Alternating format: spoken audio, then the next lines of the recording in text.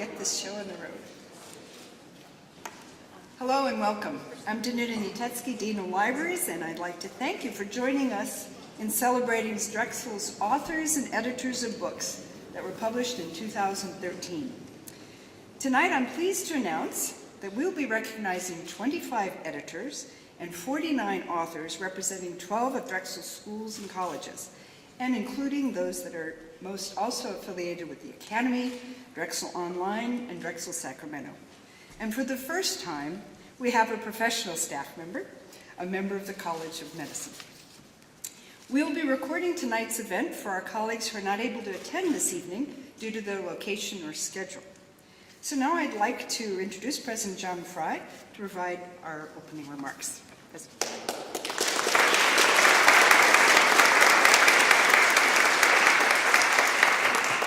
So this is a much needed ray of sunlight in what is otherwise a really bleak day. I've written to you about the student who passed away. I'm not going to dwell on that now, but please keep her and her parents and her sister in your thoughts and prayers. It's very rough going right now.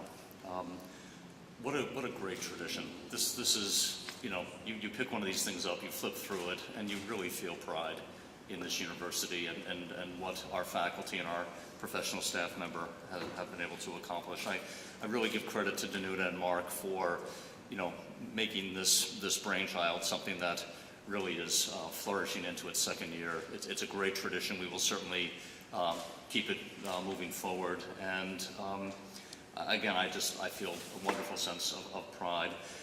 To our authors and our editors, congratulations. Obviously there's such a wealth of knowledge spilling over at this university, and it's nice to see how well this knowledge has been captured, and you're letting the world know about it. And by doing so, you're also letting the world know about our university and its growing status and its comprehensiveness and its excellence. And these are real signatures of Drexel as well as your own.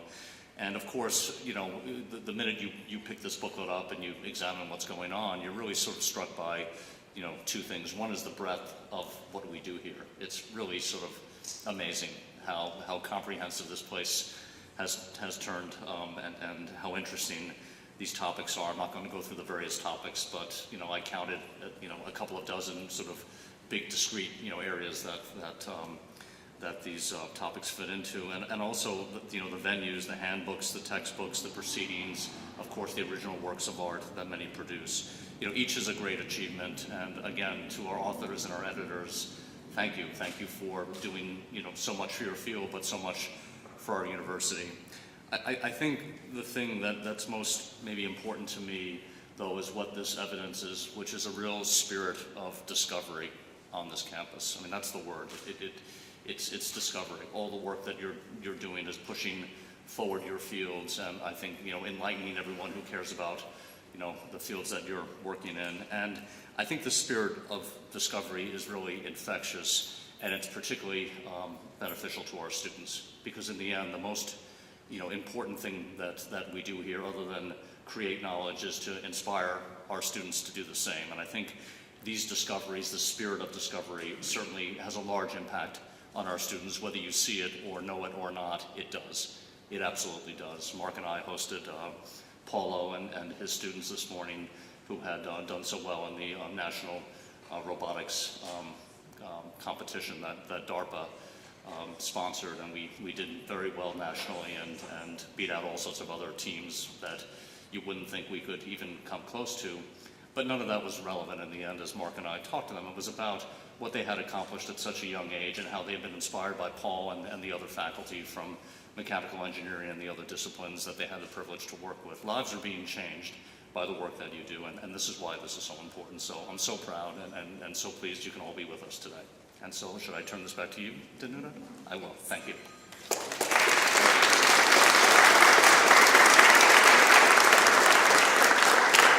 Thank you very much, President Fry. So in 2012, the libraries announced one of its major strategic directions to strengthen Drexel's connection to scholarship. And thank you to Provost Greenberg for embracing the initiative and fully sponsoring this, as well as many other programs. Little did we know then that we would be here tonight celebrating the diverse and talented faculty who authored books in 2013. So last year when we first held this event, we really had no idea how many book authors and editors Drexel had each year. And despite all of the fabulous bibliographic resources available to us and our many talented librarians, we had no way of easily compiling this information. So I'd like to take a minute to sincerely thank the Drexel communications professionals, administrative staff, deans and directors, and the provost office who were really instrumental in helping us to build our list of publications. I'd also like to thank the Office of Protocol, and especially the library's Jenny Lee for their work in arranging this event tonight. At last year's event, we recognized only 47 members of the faculty, and this year we applaud many more, with 74 faculty and a professional staff member. I apologize if we've missed any eligible publications in this year's celebration. As we evolve the Faculty Portfolios program, it'll help us to identify faculty achievements in the coming years. More information about the system is available at the back of your evening's program. We use the space for an advertisement. And as an added award for our faculty honorees, the libraries will work with each of them that are recognized here tonight to ensure that their profiles are created and their contributions to scholarship are entered into our exciting new database. We'll be back in touch how to do that. So one final note. Donated copies of the books recognized tonight are on display in the gallery, and following event, these will be removed to the display case outside the provost office before reaching their final home in the University Archives collection. And we forgot to ask our faculty and our authors and editors for one more favor. Would you kindly autograph those books? So now to introduce our 2013 book editors. I'll ask you to please hold your applause until the end and ask our editors to join us in the front of the room when their name is called. You may notice little gold dragons next to some of our recognized authors and editors. These individuals, 9 in total for this year, were also recognized at last year's event for different publications. These are truly the productive dragons here, and you'll see several of them are doing 2 or 3 each year. So, introduction of our 2013 book editors. From the Academy of Natural Sciences of Drexel University, North by Degree, New Perspectives on Arctic Exploration, edited by Robert McCracken Peck. And I believe he's on an expedition somewhere. From, just typical, last year too. From the College of Arts and Sciences, Women's Health Psychology, edited by Pamela Geller, Jacqueline Close, and Mary Spires. Handbook of Psychology, Health Psychology, edited by Pamela Geller. Emerging Perspectives on Children in Migratory Circumstances, edited by Rachel Reynolds. She's joining us. The Rutledge Handbook of Mobilities, edited by Mimi Scheller. Advances in Structured Operator Theory and Related Areas, edited by Hugo Wardenman. From the College of Engineering, the second edition of Carbon Nanomaterials, Advanced Materials and Technologies, edited by Yuri Gagazzi.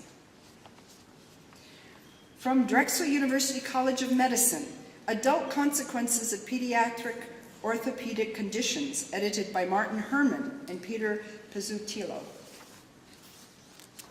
Volume 1 of Neuropsychology, Science and Practice, edited by Sandra Koffler. In Silico Models for Drug Discovery Methods in Molecular Biology, edited by Sandhya Cortagere. The Boston Process Approach to Neuropsychological Assessment, edited by David Lieben. Maternal Critical Care, a Multidisciplinary Approach, edited by Lauren Planting. Here's my stumper. Endocannabinoid Regulation of Monoaminids in Psychiatric and Neurological Disorders, edited by one of our newest members of our community, Elizabeth Van Boxdale. From the College of Nursing and Health Professions, Guidelines for Music Therapy Practice in Pediatric Care, edited by Jock Brack. Nursing and Addictions, edited by Albert Rendio. The Certified Nurse Educator Review Manual, edited by Linda Wilson. From LeBeau College of Business, Psychology of Trust, New Research, edited by David Geffen. Expanding the Boundaries of Work-Family Research, A Vision for the Future, edited by Jeffrey Greenhouse. Global Banking, Financial Markets and Crises, edited by Bang Nam Young and Maria Olivero. Proceedings of the 7th International Conference on Management Science and Engineering Management, Volume 1 and Volume 2, edited by Benjamin Lev. From Westfall College of Media Arts and Design, Living Rock, Buddhist, Hindu, and Jain Cave Temples in the Western Deccan, edited by Pierre Brancaccio. Fashion in Popular Culture, Literature, Media, and Contemporary Studies, edited by Joseph Hancock.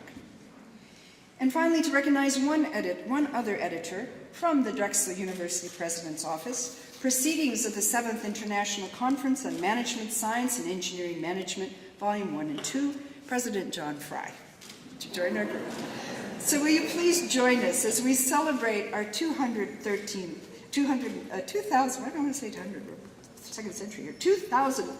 editors. Let's give them a good round.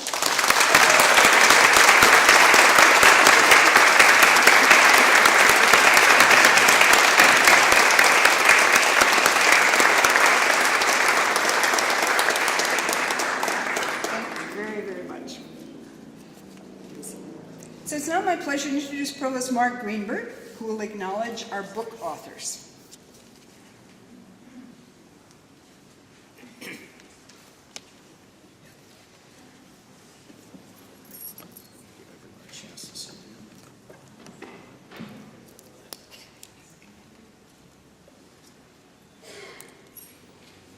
Thank you, Danuta. And I want to thank Jenny Lee for all of her work in organizing today's proceedings. Congratulations to all of our editors. Special kudos to our president and editor, John Fry. John wants to talk to me later about tenure and a fume hood, and I don't know why he's not in that field.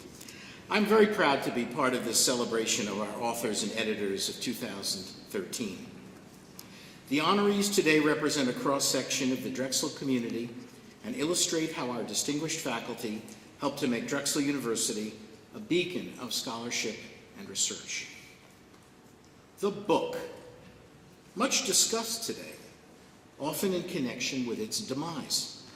Still, as the outpouring of scholarship and creative work here demonstrates, this remarkably capacious technology, some 564 years old, remains central to how we codify and communicate knowledge. And the book as subject has engendered commentary, usually presented within books themselves. You cannot open a book without learning something, says Confucius. Jonathan Swift calls books the children of the brain. Francis Bacon observed critically that some books are to be tasted, others to be swallowed, and some few to be chewed and digested. Thomas Carlyle declared that the true university of these days is a collection of books.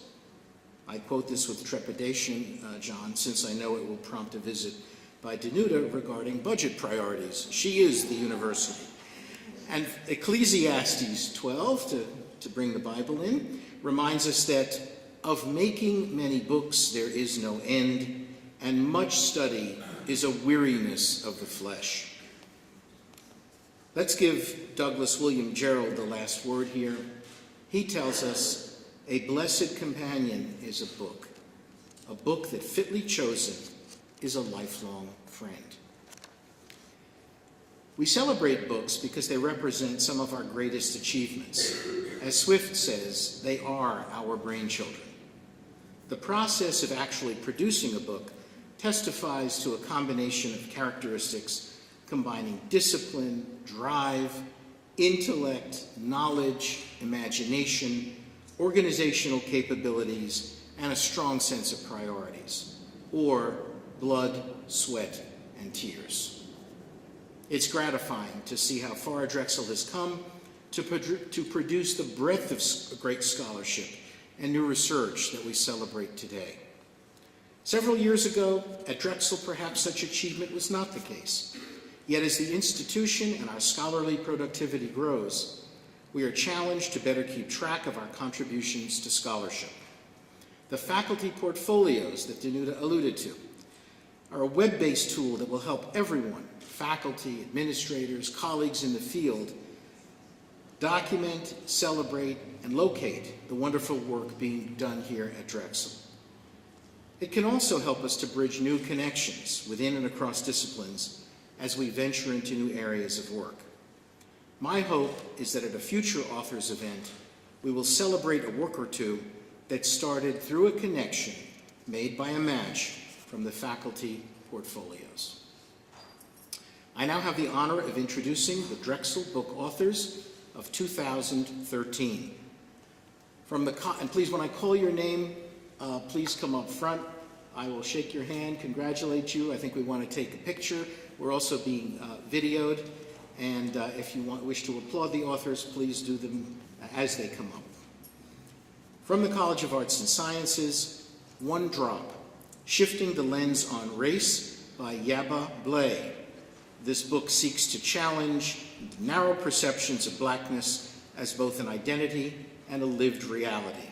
It features perspectives of 60 contributors who represent 25 different countries of origin, providing a living testimony to the diversity of blackness. Congratulations.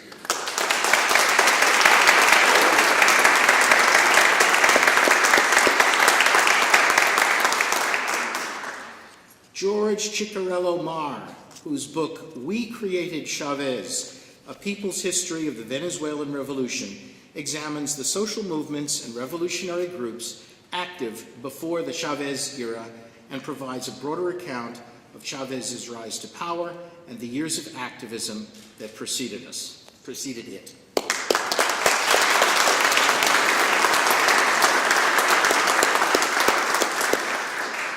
Roman Colombo tells the story of lead character Caden Conrad in his novel Trading Saints for Sinners. It chronicles the lies that Conrad tells to his loved ones, his employer, and to himself, and how quickly lies inevitably catch up with you. Congratulations.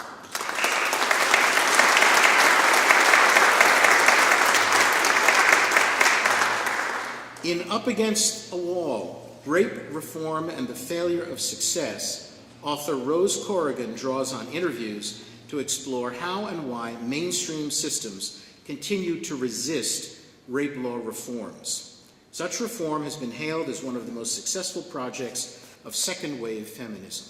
Yet 40 years after the movement emerged, institutions continue to resist reforms intended to provide more than just compassionate responses to victims. Glad you're with us today.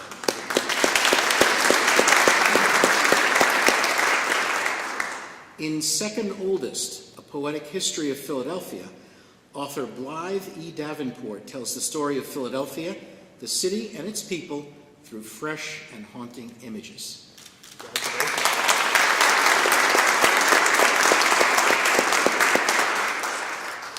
Valerie Fox and Lynn Levin offer 14 classroom and workshop-tested writing prompts that will appeal to both beginning and experienced poets in Poems for the Writing, Prompts for Poets. In addition to the prompts, scores of poems are included to demonstrate possible responses and interpretations of them.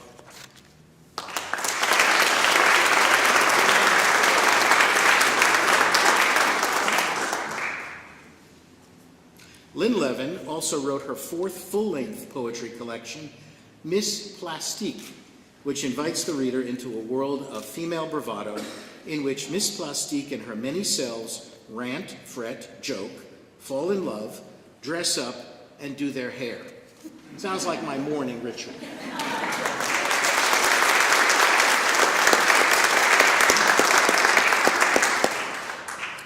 In The Universe in the Rearview Mirror, How Hidden Symmetries Shape Reality, David Goldberg provides a hyperdrive tour of the universe making mind-bending science not just comprehensible, but gripping.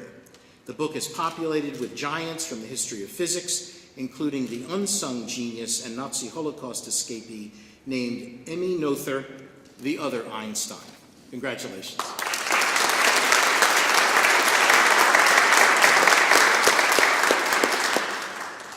Designed for advanced undergraduate and graduate students, Introduction to Tensor Analysis and the Calculus of Moving Surfaces by Pavel Grinfeld takes a fresh look at previously learned material through the prism of tensor calculus and before introducing new material on differential geometry, on manifolds, shape optimization, and dynamic fluid film equations.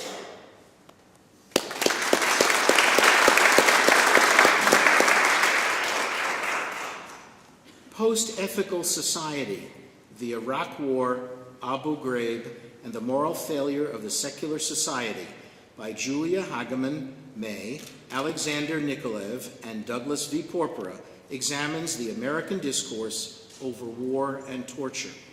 The authors investigate the opinion pages of newspapers, television commentary, and online discussion groups to provide a pensive and ethically engaged reflection of America's feelings about itself and our actions as a nation. Congratulations.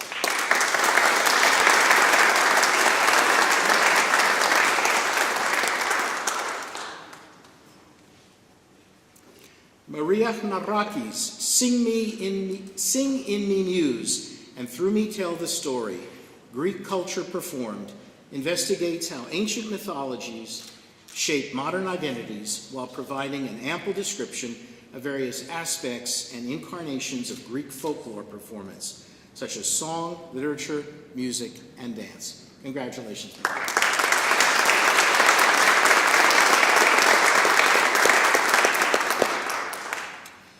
The taught forms in Miriam Kotzin's poetry collection, The Body's Bride, invoke and evoke the body and its interactions with the world through their crisp music.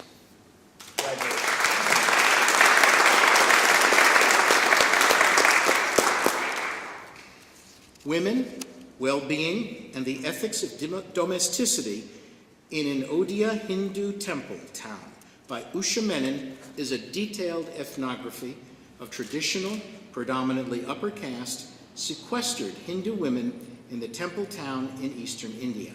It seeks to broaden the parameters of feminist discourse, to examine the potential for female empowerment that exists in the context of these women's lives. Congratulations.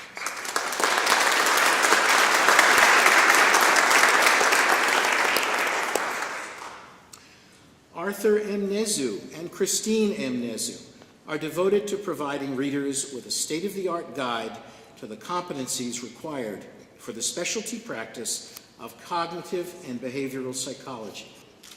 In Specialty Competencies in Cognitive and Behavioral Psychology, they describe and define the foundational and functional competencies that guide best practices in this specialty. Congratulations.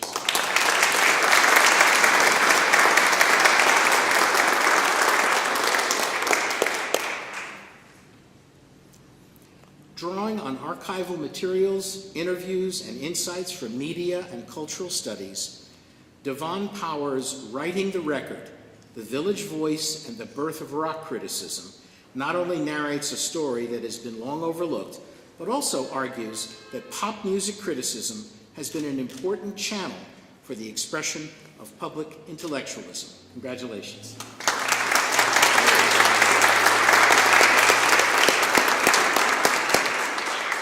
From the College of Computing and Informatics, Chao Mei Chen's Mapping Scientific Frontiers, The Quest for Knowledge Visualization is an examination of the history and the state-of-the-art quest for visualizing scientific knowledge and the dynamics of its development.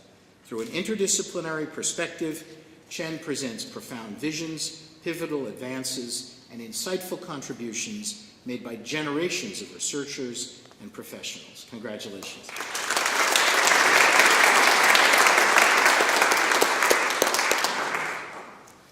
Intelligent Systems for Security Informatics by Christopher Yang, presents state-of-the-art knowledge and the latest advances in intelligent systems. Its scope includes theoretical studies, design methods, and real-world implementations and applications. Congratulations.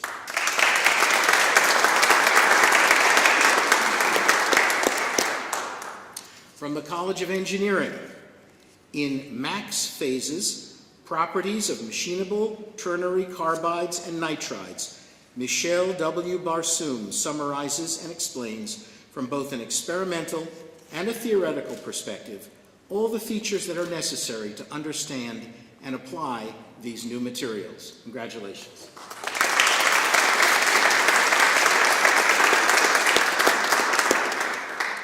Written by Alexander A. Friedman and Gary Friedman, spelled differently, Plasma Medicine aims to present recent developments in plasma medicine, both technological and scientific, reviewed in a fashion accessible to the highly interdisciplinary audience it anticipates. Congratulations.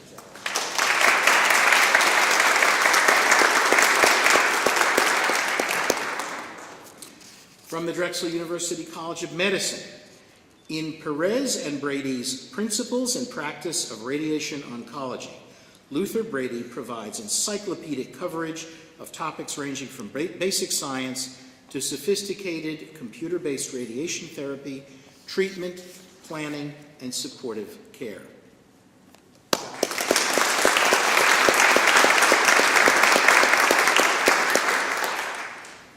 Has postmodern American culture so altered the terrain of medical care that moral confusion and deflated morale multiply faster than both technological advancements and ethical resolutions?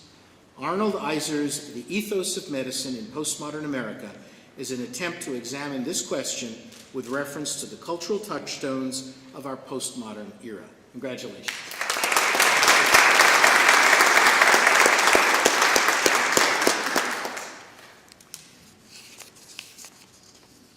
Denise Ferrier's Lippincott's Illustrated Reviews, Biochemistry, is the long-established first and best resource for the essentials of biochemistry. For more than 2 decades, faculty and students have praised LIR Biochemistry's matchless illustrations that make concepts come to life. Congratulations.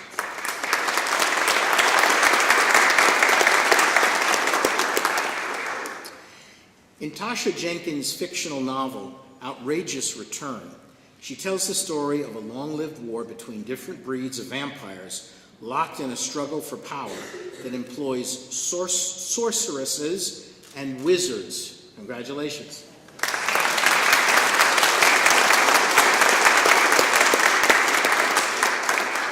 From the College of Nursing and Health Professions, Frances Cornelius authored 3 books last year. Her first, Community Nursing, Test Success, an Unfolding Case Study Review, features a unique format that facilitates active learning through adding content into case studies to foster greater retention of the material. Her second, Leadership and Management in Nursing, Test Success, an Unfolding Case Study Review, utilizes case studies to engage students while helping them to develop critical thinking and problem-solving skills. Her third publication, Medical Surgical Test Success, an Unfolding Case Study Review, serves as a reference for students in the Medical Surgical Nursing Core Course and a review workbook. Congratulations.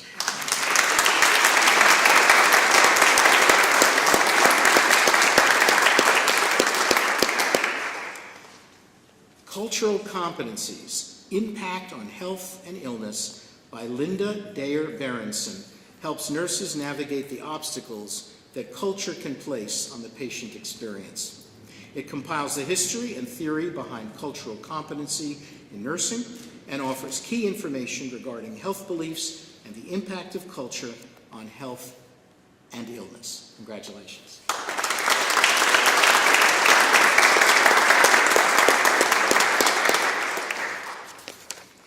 The only empirically supported family therapy model designed to treat adolescent depression, Guy Diamond and Suzanne Levy's attachment-based family therapy for depressed adolescents describes clinical strategies for therapists. It provides a clear structure and roadmap for facilitating the reparative process through blending empirical research, clinical guidance, illustrative vignettes, and case study. Congratulations.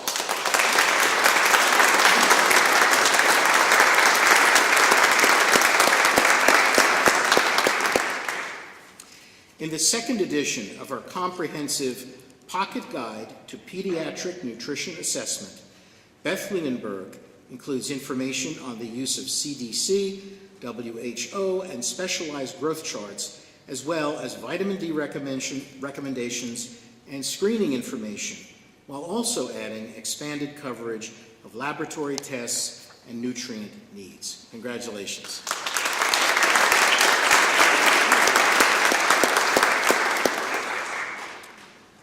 Readers are taught critical thinking skills and how to identify strengths and weaknesses in Albert Rundio and Virginia Wilson's Nurse Executive Review and Resource Manual, which also provides a clinical reference tool and continuing education contact hours. Congratulations.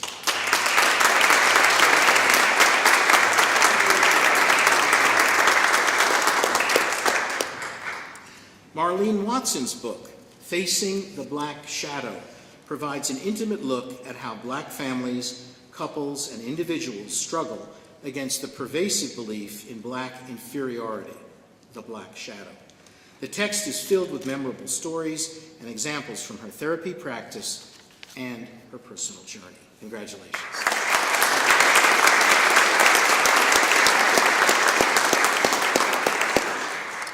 From the Drexel University School of Law, Robert Field's Mother of Invention, How the Government Created Free Market Healthcare, follows the government's role in building 4 key healthcare sectors: pharmaceuticals, hospitals, the medical profession, and private insurance. It traces their history, surveys their growth, and highlights some of their great success stories, which together reveal the indispensable role of public initiatives in contemporary private healthcare. Congratulations.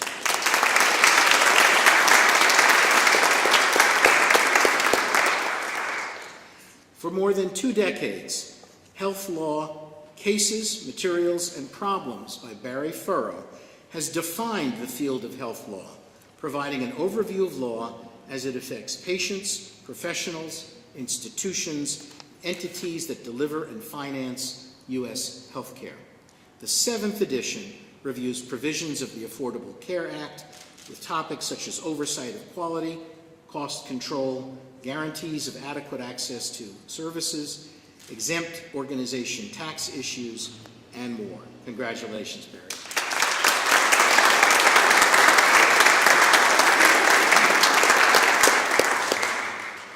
From the LeBeau College of Business, in Giraffes of Technology, the Making of the 21st Century Leader, Hubert Glover frames a new model of leadership and vision that is suited to the realities of today's marketplace and that responds to the complexity of technology and change. Laying out 6 core concepts in the construct of an empowering metaphor, he will stimulate your imagination and open your eyes to new ways of thinking about the opportunities and challenges present in the technologically driven culture of today. Congratulations.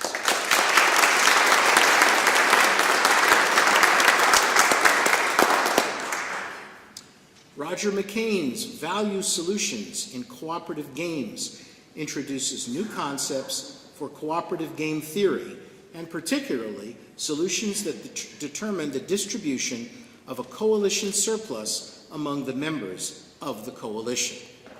Roger, by the way, was the founding director of what is now the Pannoni Honor Scholars. Congratulations, Roger.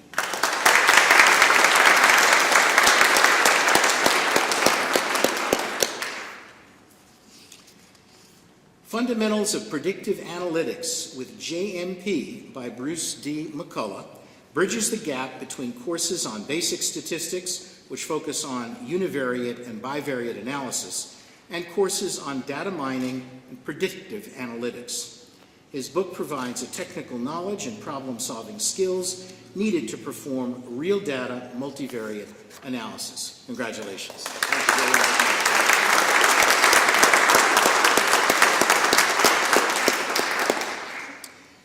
From the Pannoni Honors College, in Lion and Leopard, the demise of John Lewis Krimmel marks a flashpoint between the young artist's European-influenced Romanticism and the Philadelphia art establishment, long dominated by the formidable portraitist Charles Wilson Peale. Author Nathaniel Popkin uses a vibrant framework of collected fictional narratives to illuminate a pivotal period when American art and culture were in their infancy. Congratulations.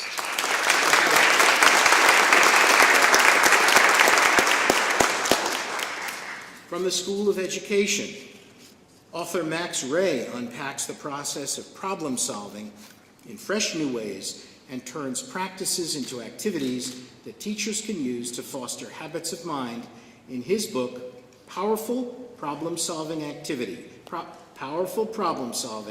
Activities for Sense-Making and the Mathematical Practices. Congratulations.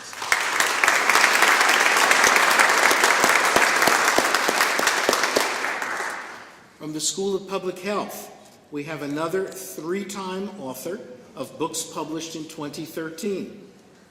In her first book to be recognized tonight, Creating Sanctuary Toward the Evolution of Sane Societies, Sandra Bloom offers a description of a hospital-based program to treat adults who had been abused as children, offering revolutionary knowledge about trauma and adversity.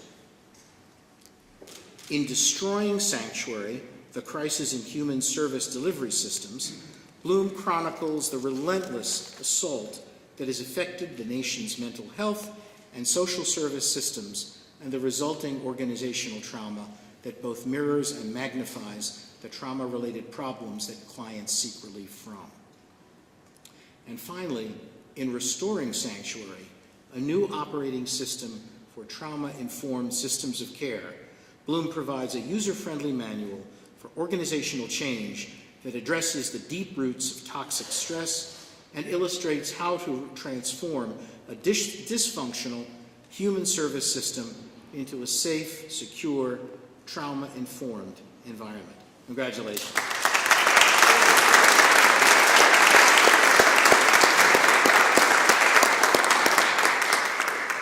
From the Westfall College of Media Arts and Design, Nick Casway's Computer Imaging for Design and Merchandising introduces students to the Adobe Design Suite and helps to build their confidence in working in the digital design workspace by focusing on core tools present in these programs. Congratulations.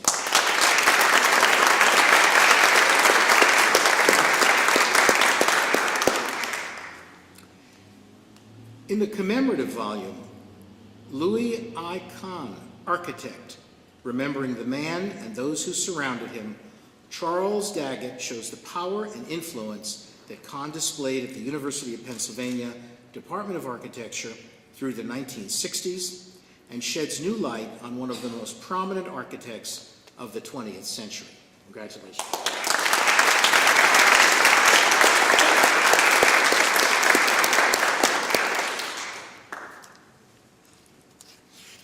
Miriam Giguère's Beginning Modern Dance introduces undergraduate and high school students to modern dance as a performing art through participation, appreciation, and academic study in the dance technique course. Her book offers 50 photos with concise descriptions. Teaching dance through a book, that's hard work, so congratulations.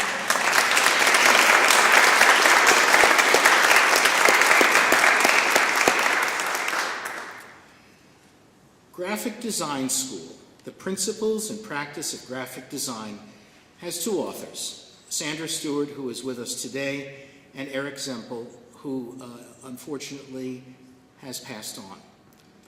This book guides students to develop core competencies while understanding how these fundamentals translate into new and evolving media. With examples from magazines, websites, books, and mobile devices, the text provides an overview of the visual communications profession with a new focus on the intersection of design specialties. Congratulations.